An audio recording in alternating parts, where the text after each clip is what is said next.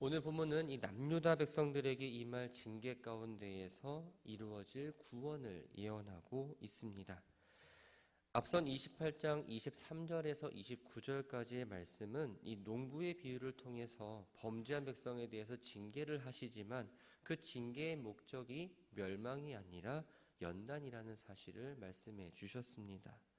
그런데 오늘 본문의 1절부터 8절까지의 말씀은 비유가 아니라 이제는 직접적으로 말씀하십니다. 하나님께서 예루살렘을 징계하신다 말씀하시지만 이 징계가 멸망이 아니라 구원으로 다시 이어진다는 걸 말하고 있죠. 1절 말씀을 함께 보면 슬프다 아리엘이여 아리엘이여 다윗이 진친 성읍이여 해마다 절기가 돌아오려니와 라고 시작을 합니다.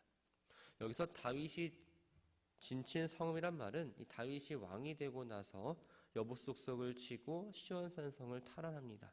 그 시온산성을 다시 다윗성이라고 이름을 바꿨는데 바로 그 성 예루살렘을 의미합니다. 앞에서 아리엘이라는 말이 두 번이 반복되었습니다. 이 아리엘은 바로 또 예루살렘을 가리키는 말입니다. 예루살렘을 아리엘이라 부르는 이유는 이 에스겔 43장 15절에서 이 아리엘이라는 단어가 바로 번제단을 가리키는 말로 사용된 것과 관련이 있습니다. 번제단은 성전을 상징하고 또 성전은 예루살렘을 상징하기 때문에 예루살렘을 아리엘이라고 비유해서 불렀던 거죠. 해마다 절기가 돌아온다는 표현이 있습니다. 해가 바뀔 때마다 새해를 기념하는 절기 행사가 예루살렘 가운데서 매년 이루어지고 있다는 사실을 알려줍니다. 많은 제물이 바쳐졌습니다. 많은 기름과 많은 피들이 하나님께 올려드렸지만 그것은 바로 짐승을 잡는 행사일 뿐 하나님을 경외한다라는 그 진정한 의미에서 벗어난 하나님 모시기에는 아주 가증스럽고 위선적인 제사들 뿐이었습니다. 그 결과 2절 말씀을 보면 내가 아리엘을 괴롭게 하리니 그가 슬퍼하고 애곡하며 내가 아리엘과 같이 되리라 라고 말씀합니다. 번제단의 바닥 표면은 번제를 드릴 때마다 불 때문에 뜨거웠습니다. 즉 하나님께 위선적이고 형식적으로 드리는 그 제사로 인해서 예루살렘이 마치 번제단에서 번제를 드렸던 그 제물과 같이 타게 됨을 이야기하고 있지요. 3절은 주전 701년에 있었던 이 아수르 왕 사네립에 의해서 예루살렘 성이 포위된 사건을 예언하고 있습니다. 내가 너를 사면으로 둘러 진을 치며 너를 애워 대를 쌓아 너를 친다. 표면적으로는 아수르가 유다를 둘러싼 것처럼 보입니다. 그러나 이 모든 일이 그들의 생각이 아니라 하나님이 주도하신 일이라는 사실을 표현하기 위해서 본문에서는 내가라는 말을 사용합니다.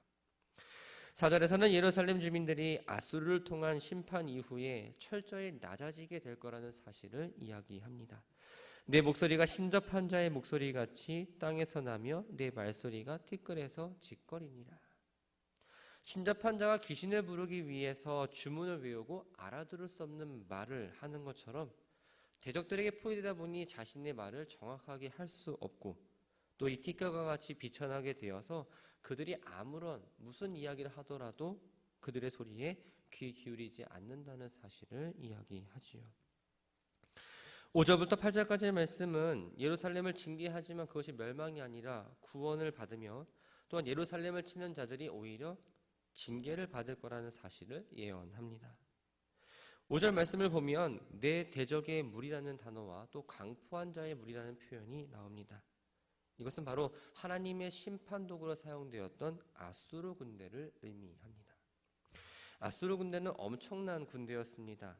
어느 견고한 성도 이 아수르의 공격을 받으면 힘을 쓰지 못하고 그대로 무너졌습니다. 가는 곳마다 거칠 것이 없었고 사륙하고 파괴하고 아주 할 수 있는 모든 것들을 다 해서 그 지역을 아주 파멸하는 당시 근동지역 사람들에게는 공포의 대상이었죠. 이런 아수르 군대를 본문에서는 세미한 티끌과 날아가는 겨를 비유하고 있습니다. 겨는 성경에서 연약함을 나타냅니다. 아수르 군대가 사람들에게는 많은 공포를 주었고 위협을 주었지만 이 하나님 앞에 섰을 때는 지극히 하찮은 존재라는 사실을 이야기해주고 있습니다. 하나님의 심판 6절의 말씀처럼 우레와 지진, 큰소리와 회오리 바람, 폭풍과 또 맹렬한 불꽃으로 그들을 심판하시기 때문에 순식간에 파멸된다는 겁니다. 결국 예루살렘 포함했던 이 아수르 군대는 하룻밤 사이에 18만 5천 명의 군사들이 죽는 것을 경험하게 됩니다. 7절 말씀을 보면 아리엘을 치는 열방의 무리 곧 아리엘과 그 요새를 쳐서 그를 곤고하게 하는 모든 자는 꿈같이 밤의 환상같이 된다라고 말씀하십니다. 유다를 공격하는 이 아수르는 너무나 힘이 셌습니다. 그래서 자신들의 생각 가운데에 저 유다쯤은 쉽게 점령할 수 있을 것이다. 이것은 당연히 우리가 이긴다라고 자신감에 차 있었을 겁니다. 그래서 앞으로 예루살렘 성을 누리고 나면은 그 안에서 누릴 것들을 생각하고 있었겠지요. 그러나 그들이 생각하는 대로 되지 않고 허망하게 될 거라는 걸 이야기합니다. 여기서 꿈과 밤의 환상은 바로 이 예루살렘 함락 이후에 이루어질 모든 계획들이 다 허무하게 될 거라는 사실을 표현해주고 있습니다. 7절에 이어서 8절에서도 이 배고픈 사람이 꿈에서 음식을 먹었다 할지라도 깨고 나면 여전히 배고픔을 느끼는 것처럼 아수르가 예루살렘을 공격하지만 결코 아무런 유익을 얻을 수 없다는 사실을 이야기합니다. 9절부터 16절까지의 말씀은 유다가 징계를 받을 수밖에 없는 이 이유가 영적인 타락이라고 하는데 그 이유를 세 가지를 들고 있습니다. 먼저 9절부터 12절까지의 말씀은 첫 번째 증상입니다. 하나님께서 종들을 통해 말씀하셨음에도 불구하고 그들은 도무지 깨닫지 못하는 영적으로 아주 무지한 상태에 있었던 겁니다.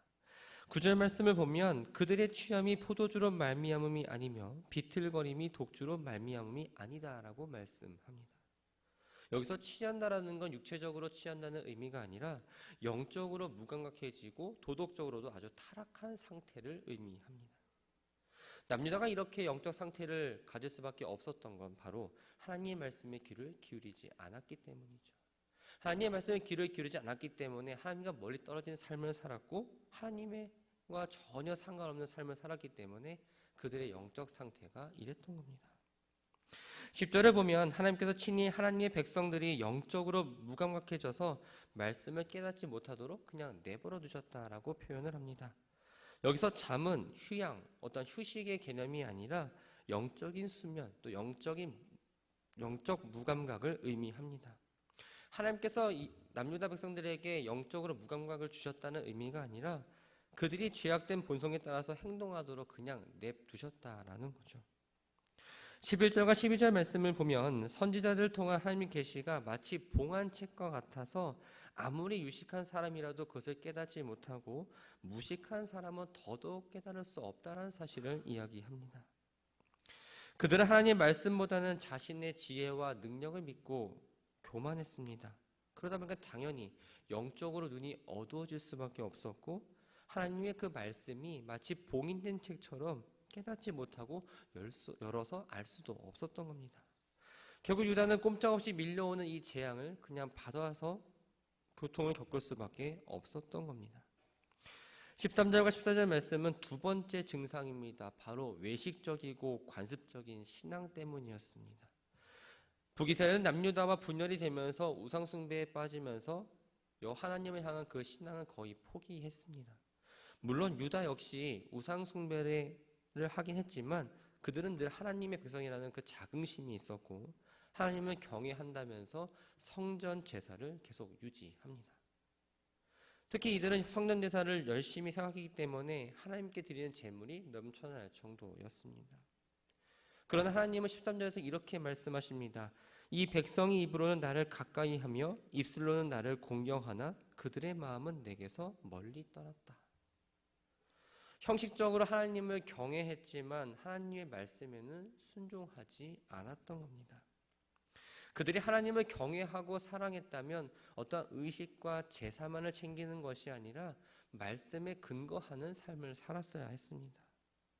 하나님을 경외한다는 이 말은 형식이 아니라 내용이 중요함을 의미합니다. 즉 유다 사람들은 경건의 모양은 있었지만 경건의 능력은 없었던 겁니다. 유다 사람들이 형식적으로 하나님을 섬긴 것에 대해서 하나님이 곧 행하실 일을 이렇게 말씀하십니다. 그러므로 내가 이 백성 중에 기이한 일, 곧 기이하고 가장 기이한 일을 다시 행하겠다. 기이하다라는 말을 3번이나 표현하고 있습니다. 하나님께서 앞으로 이 유다를 행하신 일 가운데에 납득하기 어려운 일을 하게 될 거라는 사실을 매우 강조하고 있는 겁니다. 본문에서 말하는 기이한 일이란 바로 후반절에서 말씀하고 있는 대로 어떤 일을 처리하고 하는 데 있어서 필요한 지식과 지혜가 사라지고 아수르의 공격보다 더 심한 이 바벨론의 공격으로 인해서 받을 고통과 고난을 예언하고 있습니다. 15절과 16절 말씀은 3번째 증상입니다. 하나님께서 자신들의 계획을 숨기면서 하나님이 모르실 거라고 생각하며 하나님을 부인하는 등 신성 모독의 행동을 하고 있다는 그 사실을 지적합니다.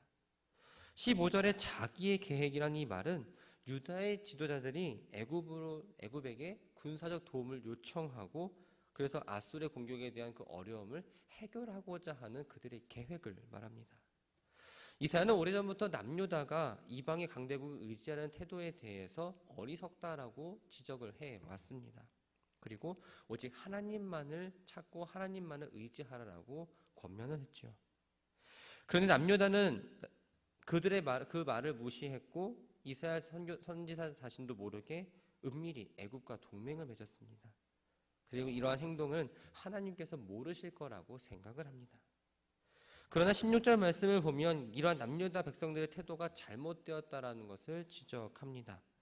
토기와 토기장이의 비유를 통해서 이 남유다의 패역함을 아주 자세하게 드러냅니다. 토기장이가 자신이 믿은 토기를 상세히 아는 것처럼 창조주 되시는 하나님께서 그의 백성들의 모든 것들을 알고 계시는데 이 남유다가 자신들의 어떤 음모를 숨기려고 하는 건 하나님을 향한 바른 태도가 아니라는 걸 이야기합니다.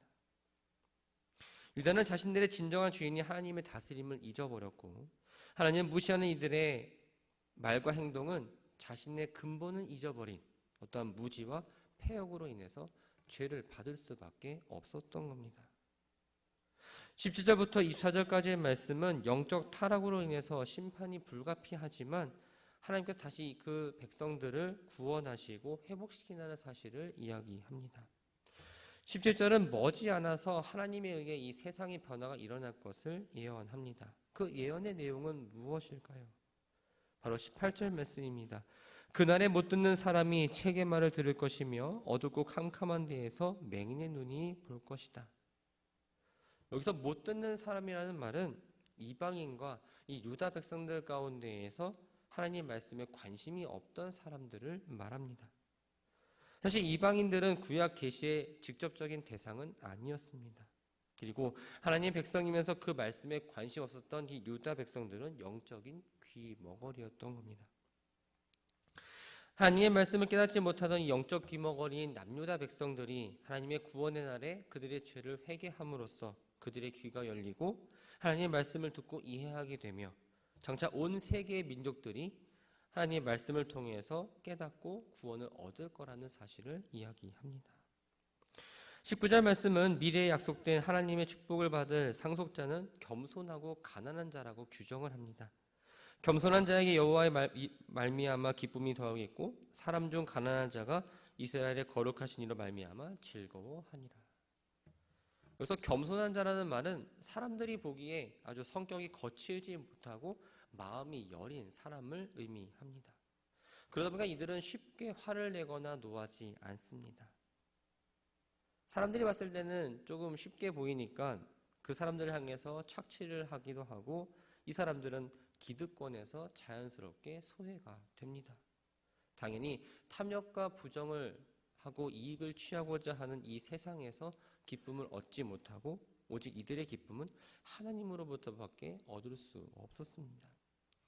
가난한 자 역시 세상에 의지할 것 없어서 하나님만을 의지하며 살아갑니다. 이들이 하나님의 축복을 받게 되는 건 오직 하나님만을 소망을 두고 있었고 하나님만을 전적으로 의지하기 때문에 가능했습니다. 20절과 21절 말씀은 힘없는 자들을 억압하고 착취하는 이 힘센 자들에 대한 파멸을 이야기합니다. 20절에 보면은 강포한 자, 오만한 자, 죄악의 기회를 엿보던 자라고 나옵니다. 강포한 자는 힘없는 백성을 착취하고 진리를 조롱하고 또한 불의로 공동체를 와해시키는 역할을 하는 사람을 말합니다. 오만한 자는 하나님의 뜻을 전하는 선지자들을 조롱하고 진리를 비우는 자를 의미합니다. 죄악의 기회를 엿보는 자는 바로 21절에 나오는 사람들을 의미합니다. 이들 모두가 여호와의 날에 모두 구원을 받지 못하고 심판을 받게 된다는 걸 이야기하죠. 22절부터 24절까지의 말씀은 남유다의 남은 자들을 향해서 하나님의 축복을 말하고 있습니다. 이스라엘 백성이 이제 다시는 하나님의 심판으로 수치를 당하지 않을 거라 이야기합니다. 그럼으로써 당연히 두려워하지도 않게 됩니다.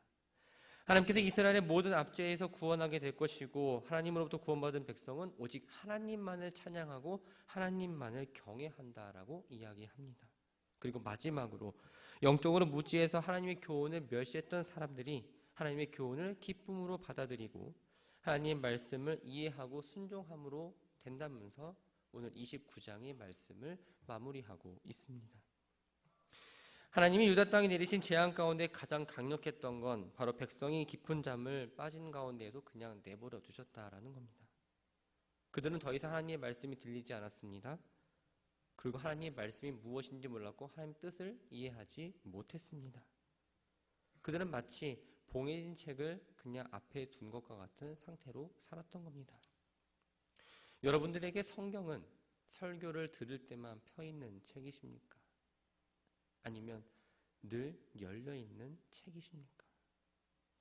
설교를 통해서 다양하게 하나님의 말씀을 우리가 섭취하지만 우리는 하나님의 말씀을 때로는 하나님의 말씀대로 듣지 않고 사람의 말로 듣기도 합니다.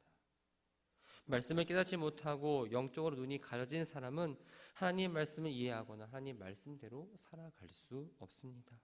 입으로는 하나님을 공경하고 하나님을 찬양합니다. 또 이 자리에 와서 하나님을 예배합니다 라고 이야기하지만 정작 내 마음은 이곳이 아닌 내가 원하는 곳에 머무르고 있다라는 거죠.